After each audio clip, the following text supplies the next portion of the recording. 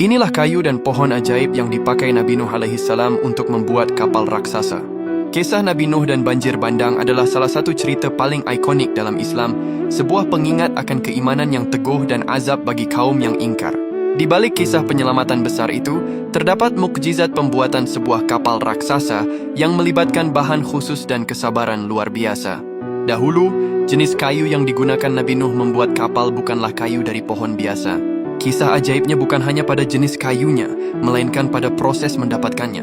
Dalam beberapa riwayat disebutkan bahwa Nabi Nuh dahulu diperintahkan untuk menanam sendiri pohon-pohon tersebut.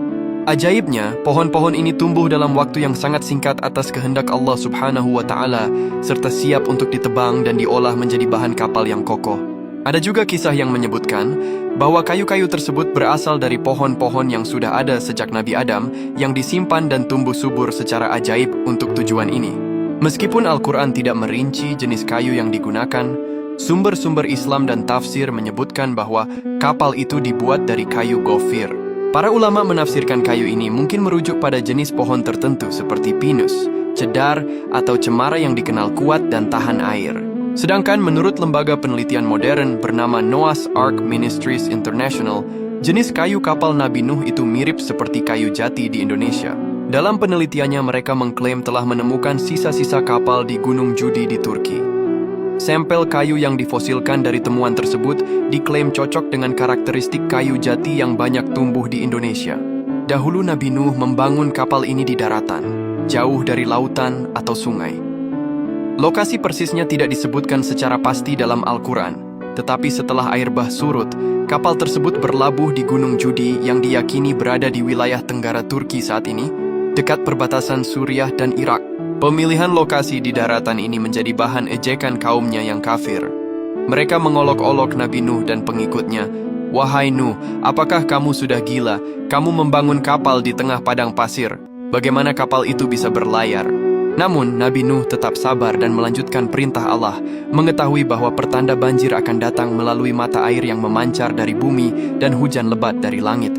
Proses pembangunan kapal Nabi Nuh ini memakan waktu yang sangat lama, menguji kesabaran Nabi Nuh yang telah berdakwah selama ratusan tahun.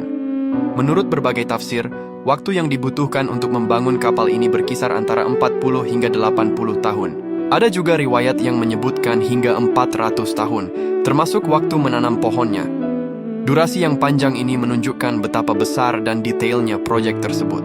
Mengenai ukurannya, panjang sekitar 300 hasta atau sekitar 135 hingga 150 meter, lebar 50 hasta atau sekitar 22 hingga 25 meter, dan tinggi 30 hasta atau sekitar 15 meteran.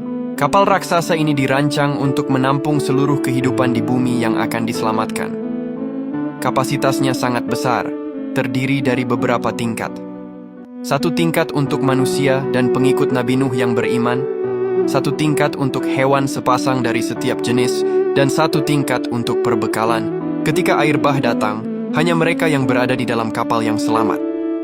Ini adalah mukjizat terbesar, di mana sebuah kapal kayu sederhana mampu bertahan dari bencana alam dahsyat yang menenggelamkan seluruh daratan. Kisah kapal Nabi Nuh mengajarkan kita tentang ketaatan mutlak kepada perintah Tuhan, kesabaran dalam menghadapi cobaan dan ejekan, serta keyakinan bahwa janji Allah itu pasti benar. Allahumma sholli ala Sayyidina Muhammad.